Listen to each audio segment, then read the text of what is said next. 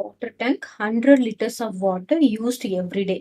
So one டேக்கு எவ்வளோ use பண்றாங்க அப்படின்னு பார்த்தோம்னா 100 லிட்டர்ஸ் யூஸ் பண்றாங்க. ஆஃப்டர் 10 days அப்படின்னா என்ன அர்த்தம்? 10 டேஸ்க்கு எவ்வளோ யூஸ் பண்ணியிருப்பாங்க? 10 days is equal to 10 into 100, that is equal to 1000 liters use பண்ணியிருப்பாங்க. Okay, after 10 days there is 2000 liters of water in the tank. After 10 daysக்கு ஆஃப்டர் 10 டேஸ்ல எவ்வளோ இருக்கு? 2000 லிட்டர்ஸ் வாட்டர் இருக்கு.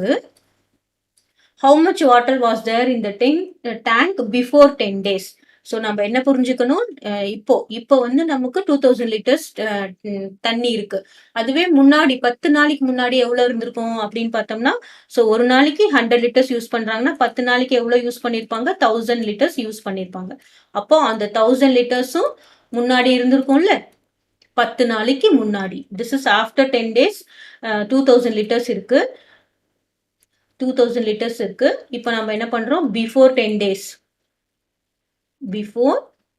டேஸ் எவ்வளோ வாட்டர் இருந்திருக்கும்?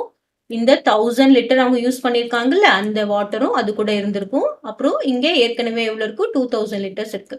So totally 3000 liters of water will be there in the before 10 days. அப்புறம் 10 நாள்ல என்னாச்சு? 1000 லிட்டர்ஸ் யூஸ் பண்ணிட்டாங்க. இப்போ நவ் எவ்வளோ இருக்கு? 2000 லிட்டர்ஸ் இருக்கு.